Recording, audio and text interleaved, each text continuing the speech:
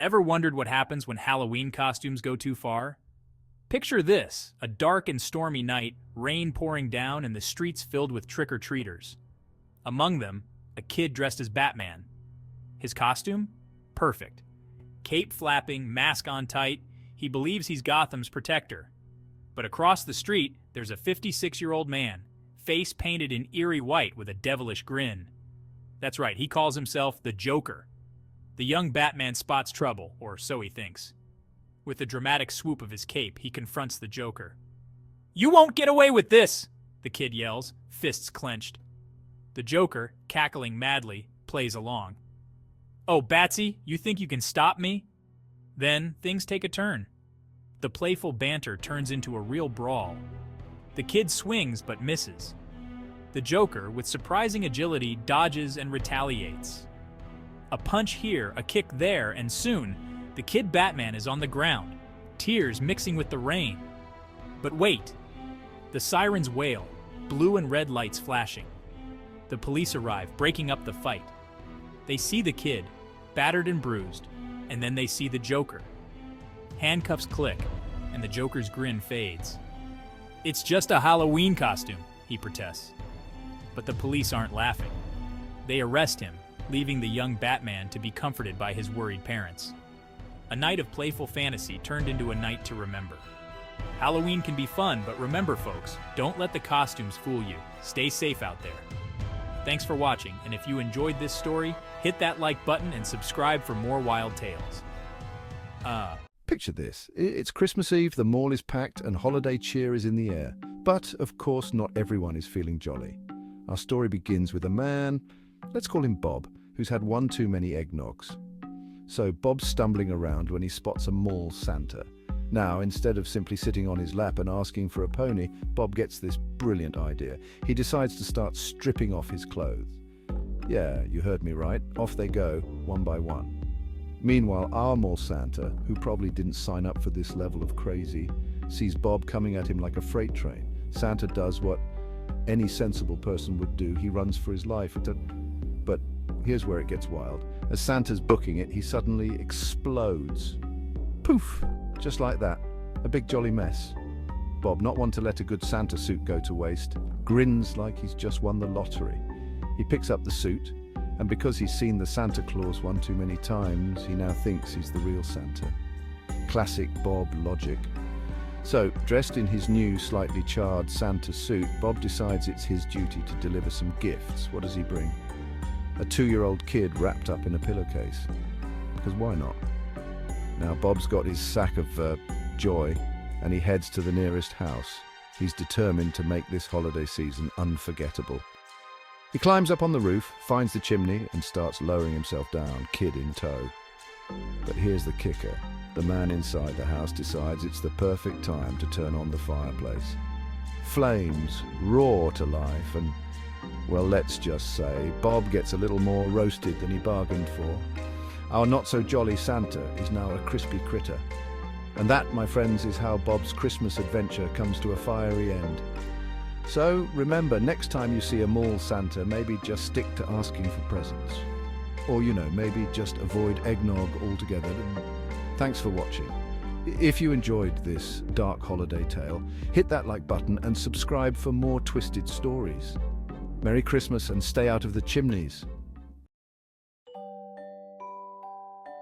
Bartholomew Barty Higgins, a sprightly 96-year-old with a penchant for colourful socks and even more colourful memories, or lack thereof, had developed a peculiar obsession.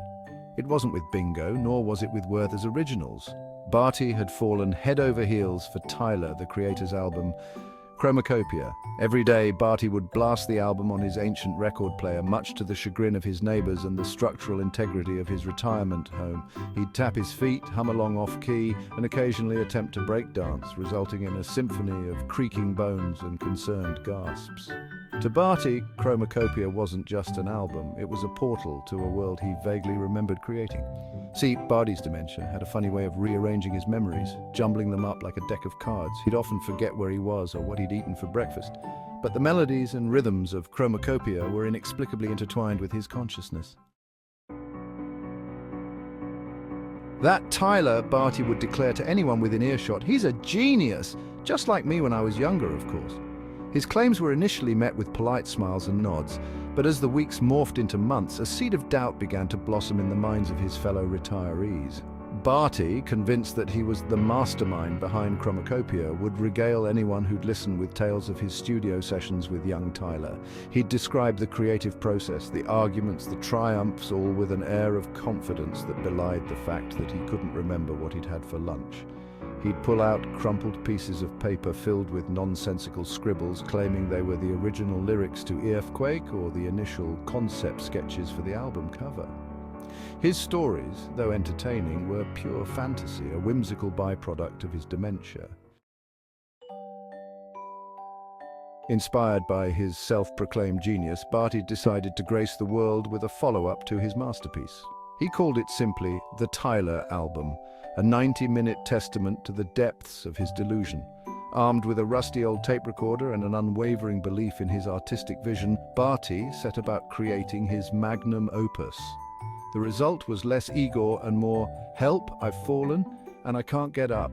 The album consisted primarily of Barty screaming into the microphone, his voice cracking and wavering like an old dial-up modem connecting to the internet. He'd intersperse these primal yells with off-key whistling, attempts at beatboxing that sounded like a dying pigeon, and rambling monologues about his breakfast. He was very proud of his work.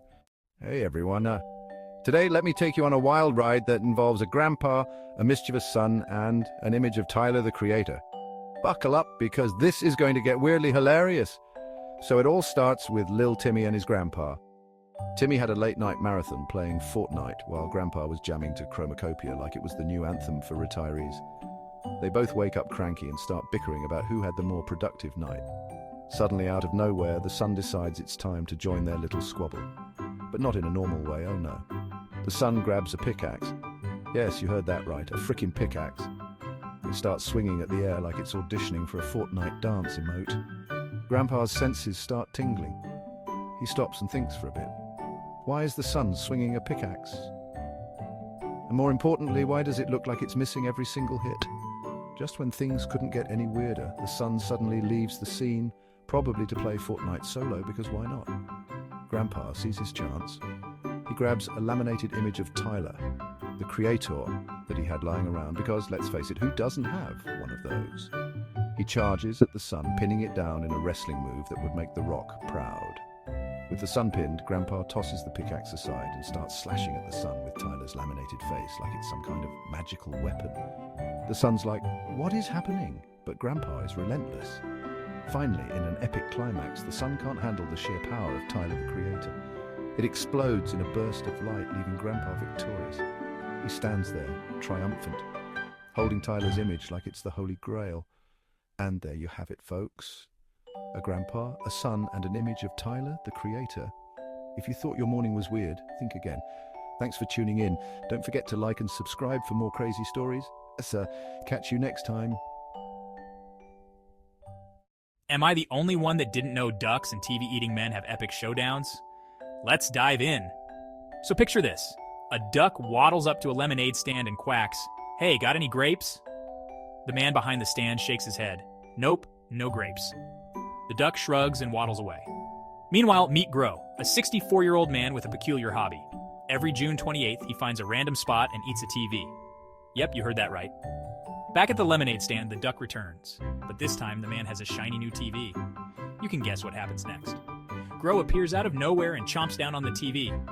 The man flips out, but Grow's not done. He whips out a water gun and drenches the lemonade stand. But wait, Grow's got a soft spot. He reaches into his pocket and hands the duck some grapes. The end. Who knew ducks and TV-eating men could be this entertaining?